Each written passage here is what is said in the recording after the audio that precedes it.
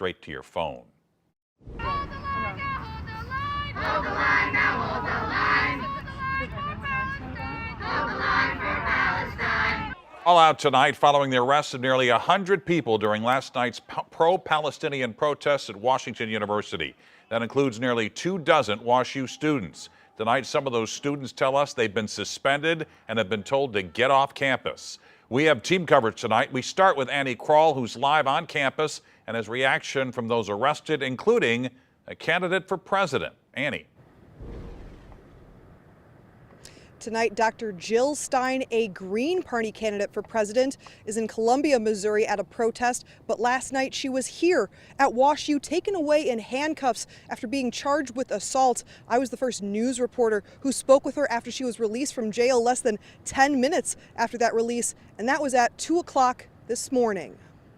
Footage of presidential candidate Jill Stein getting arrested going viral on social media, then taken to St. Louis County Jail. I was going through a medical exam. I had, regular steel handcuffs put on and sat a long time sitting alone in a cell. And I had no idea, did anybody even know I was there? I had been separated from my team. Was I going to be there all night? Was I going to be there for a week? What's going on and when could I call my lawyer? So I was just completely led through this process, completely blind. Luke Adams, a Webster University senior, was one of the nearly 100 people arrested at the WashU encampment. So what we did was we locked arms and we were chanting, hold the line, hold the line, hold the line for Palestine as long as we could. Eventually, whenever I saw cops with a bike break through, and I saw that they had broken through it, I was like, oh no, we need to seal this back up, we need to close this off. I think the students are doing a heroic and courageous job of posing these issues and this challenge to our universities and really to our whole society. WashU students and local supporters making signs Sunday and talking about the consequences of the night before.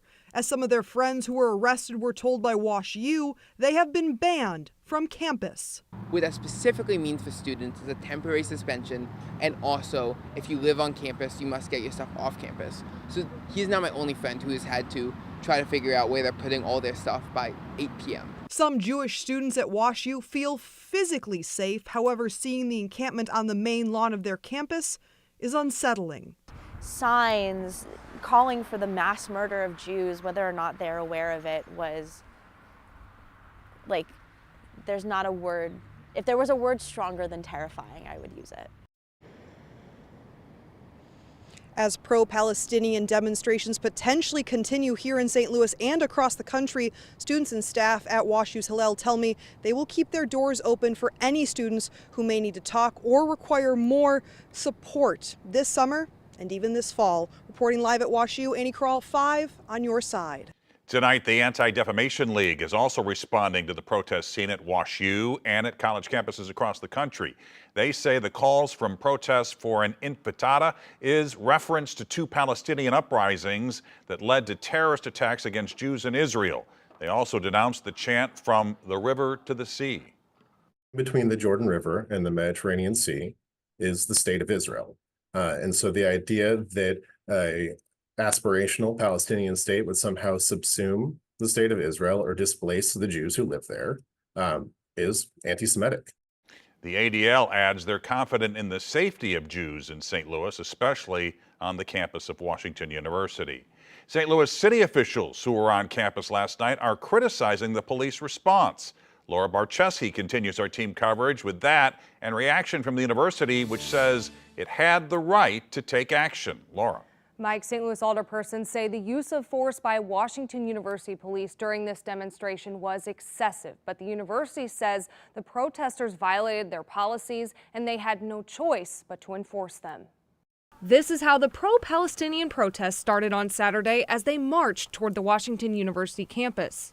Once they entered campus grounds, that's where our cameras stopped. St. Louis Board of Aldermen President Megan Green shared this picture on Twitter of the large group in the middle of campus, saying it was a very calm atmosphere. A lot of trying to get to know each other, while also making it clear that they were there, ask WashU to divest from sending money to Israel or companies that do business with Israel. But in a matter of seconds, she says it turned into this.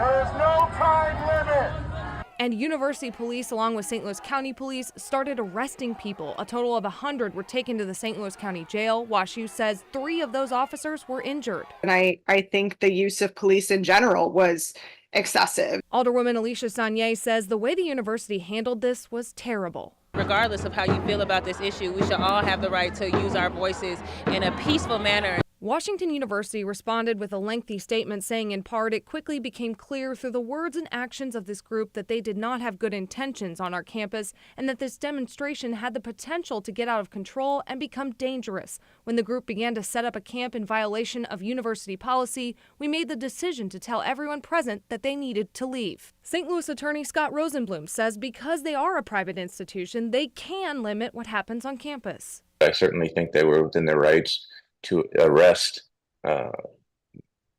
disruptive students and people that were crossing the line, and certainly there's probably a number of individuals there that are not students. The campus rabbi Jordan Gerson says he applauds the university for their quick actions on what he called an anti-Jewish rally. I think they handled the situation extremely well and put the safety of all WashU students first.